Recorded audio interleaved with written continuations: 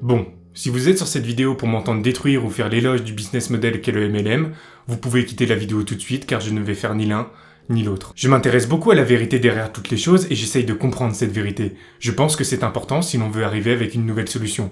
Bien que j'intègre parfaitement ce principe depuis des années, ces mots ne sont pas de moi mais d'Elon Musk. Je tiens à le préciser car sinon ça risque d'en énerver certains, le but n'étant pas de provoquer un tel sentiment, mais simplement de transmettre des connaissances et des valeurs. MLM, pour Multi-Level Marketing, aussi communément appelé marketing relationnel ou marketing de réseau, est un moyen de vendre un ou plusieurs produits par le biais d'un ensemble de distributeurs situés sur différentes couches, formant donc un réseau liant une société avec des clients. C'est un canal de distribution qui va utiliser des indépendants pour promouvoir le produit.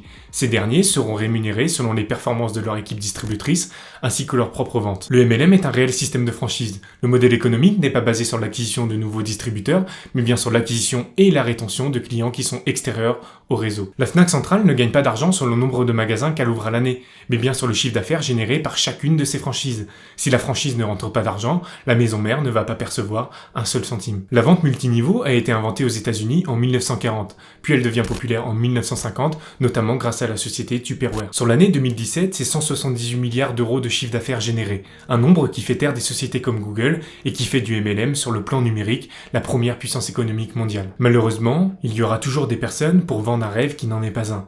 Devant la puissance d'un tel système, et grâce à l'appui des chiffres herculéens, certains ont décidé de vous proposer de rentrer dans une sphère superficielle qui vous laisse entrevoir un rêve qui n'est qu'une partie d'un cauchemar. Mon but n'est pas d'attaquer qui que ce soit, mais simplement d'avertir. Pratiquer le marketing de réseau peut être une très belle opportunité, mais par manque d'intention, vous pourriez ne pas remarquer la pupille rouge du système pyramidal se cachant derrière le MLM. Le MLM est complètement légal, et c'est un métier. En revanche, la vente pyramidale ne l'est pas. Ce sont deux choses différentes. Et pour que vous en compreniez mieux la nuance, j'ai listé 3 questions et fait appel à un ami qui je pense sera plus à même de vous éclaircir sur ce point et sur le sujet de manière générale. Salut Mathieu, merci d'avoir accepté de passer cet appel visio avec moi pour nous éclaircir un peu sur les pyramides qui sont souvent camouflées par des modèles de marketing de réseau.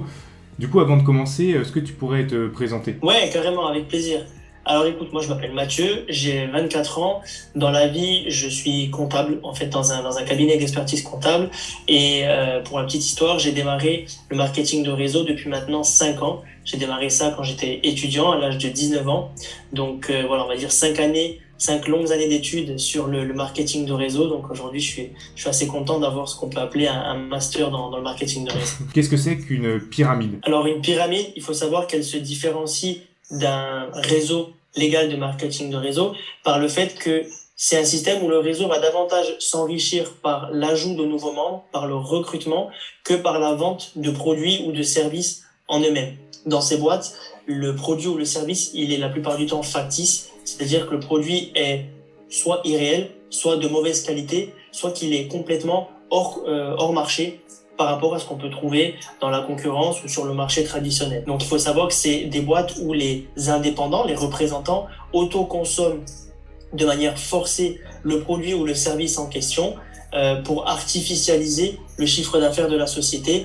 En réalité, il y a peu ou pas de clients qui sont extérieurs au réseau dans ces boîtes-là, justement parce que la prestation ou le prix n'est vraiment pas attractif. Alors attention, contrairement aux idées reçues et qui sont souvent véhiculées par les leaders de systèmes pyramidaux eux-mêmes, aujourd'hui, il est possible de dépasser son parrain ou des membres qui sont au-dessus de nous dans le réseau en termes de position, de statut ou de revenus. C'était pas le cas jusqu'à il y a quelques années, mais ils ont fait évoluer le système pour qu'il soit beaucoup plus difficilement repérable, ou du moins son caractère illégal. Alors évidemment, ce n'est pas le seul indicateur, et on y vient.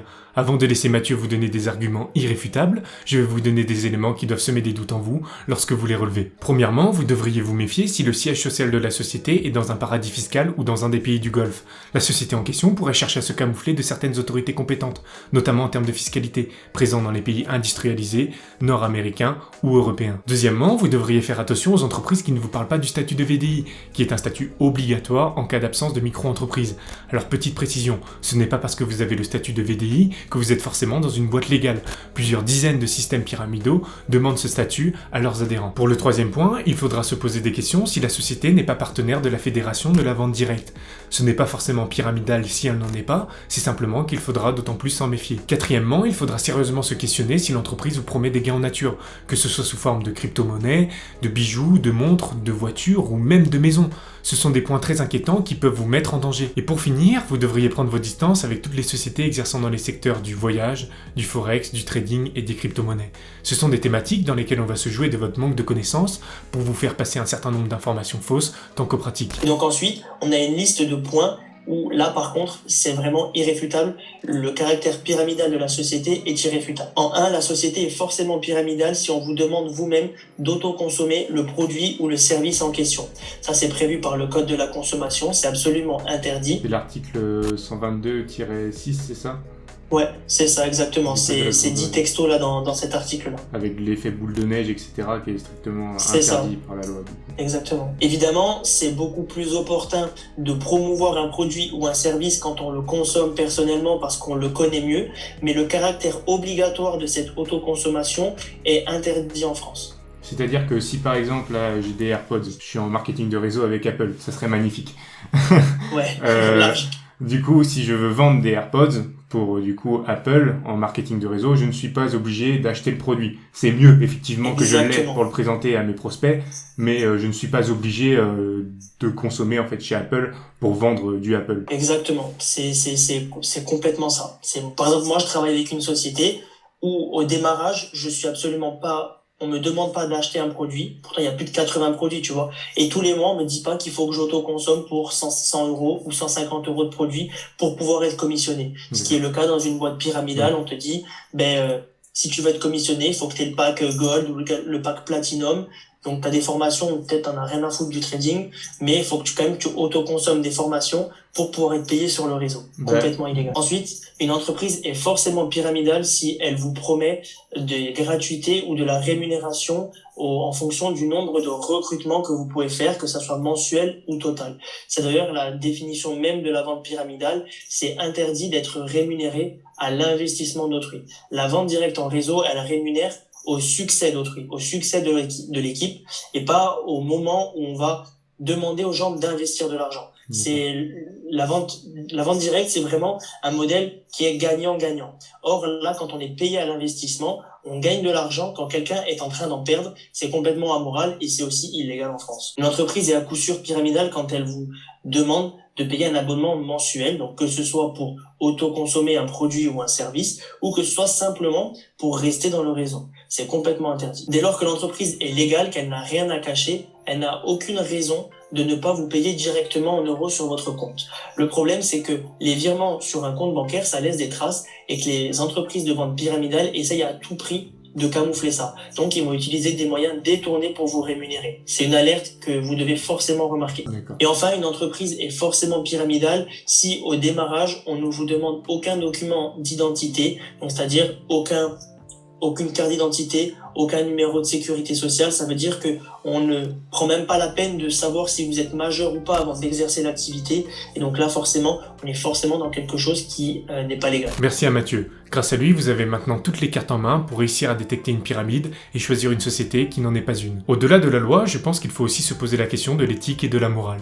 Est-ce vraiment moral de demander à des personnes de payer un abonnement à 100 ou 150 euros par mois pour avoir accès à des formations dans je ne sais quel domaine? Le produit ou service que l'on promue a-t-il vraiment du sens en dehors du développement d'un réseau qui va rapporter de l'argent? Est-ce vraiment utile d'autoconsommer un produit dans le seul but de développer un réseau? La loi a un sens et il faut le comprendre. C'est assez ironique de se lancer dans une activité et de ne même pas en parler à ses proches, simplement à des inconnus. Si demain vous trouvez une mine d'or avec plusieurs pelles dans la caverne, les premières personnes avec qui vous allez partager le trésor ne seront sûrement pas des inconnus, mais plutôt votre famille, vos proches et vos amis. Si votre projet est vraiment sain, vous ne devriez pas commencer par contacter des inconnus pour monter votre réseau. C'est l'indicateur d'un projet plutôt éthique et moral que vous n'aurez aucun mal à défendre et qui vous portera loin d'une sorte de honte refoulée. Il reste désormais une question intéressante, pour laquelle nous devrions tous avoir un désintéressement, car selon moi c'est la passion qui devrait régner, j'ai nommé l'argent. Pour répondre à cette problématique, qui n'en sera pas une si vous faites les choses avec amour, j'ai fait appel à Mylène, une personne exerçant le marketing de réseau depuis maintenant 9 mois. Salut Mylène, j'espère que tu vas bien. Je vais très bien, merci. Je t'appelle parce que je voulais te demander ce que tu avais à dire par rapport aux revenus qu'on pouvait obtenir avec le MLM. Eh bien, comme tu l'as si bien dit, c'est un métier de passion. Et en fait, c'est grâce à cette passion qu'on va pouvoir générer un complément de revenu ou carrément un salaire en fonction de ce qu'on désire en faire. Il faut bien avoir en tête qu'on est des personnes avec un statut d'indépendant. Et donc, du coup, c'est à nous de prendre l'initiative de nous former correctement. Tu sais, on me dit souvent que le succès aime être organisé, donc du coup, il faudra mettre en place des actions. Il faudra être régulier au niveau de ces actions, et il faudra être patient parce que ça va pas tomber du ciel comme ça. Du coup, en fonction du revenu qu'on désire atteindre, il faudra y consacrer plus ou moins de temps, plus ou moins d'énergie et voire faire des sacrifices ou des concessions. Du coup, je dirais qu'il faut pouvoir s'investir soi-même et laisser le temps aux actions de payer, tout ça dans le respect de soi et des autres. Donc si on n'y consacre pas beaucoup de temps, on pourra générer un complément de revenu de 100-200 euros. Et si vraiment on commence à faire des sacrifices, dans ces cas-là, on peut vraiment augmenter et avoir un salaire régulier, 5 000, voire même 20 000 euros, ce qui est le cas d'une personne dans ma société. Merci Mylène d'avoir pris de ton temps pour répondre à cette question. Je sais pas, on peut peut-être te retrouver sur Instagram par exemple ? C'était avec grand plaisir et en effet on peut me retrouver sur Instagram sous le nom de Mylène-L. Vous l'avez donc compris, il semble compliqué de bien gagner sa vie avec ce business model, à moins d'y consacrer beaucoup de temps et de monter dans la hiérarchie de la société en question. Reste à savoir si vous sombrerez dans l'abus de personnes vulnérables ou si vous aurez le courage et la détermination de faire votre argent avec élégance et dignité. Il est temps pour moi de vous quitter, restez affamés et surtout gardez les crocs. La bise. Too many thoughts on my mind, I can't sleep at night, so I just keep writing. I don't need no help, I don't need opinions, so don't waste my time then. I just been living online, my city don't show me no love and that's fine. Fuck local radio stations, I got more plays than all of these rappers combined. I'm going again, I've been going in, I'm fed up with so many things. I gotta just let it all out, I'm talking about the shit they've been talking about. Telling me I should do this, telling me I should do that. Telling me things about rap. Talking the truth and then stabbing my back, they will knock me off track. No, too many things have been building.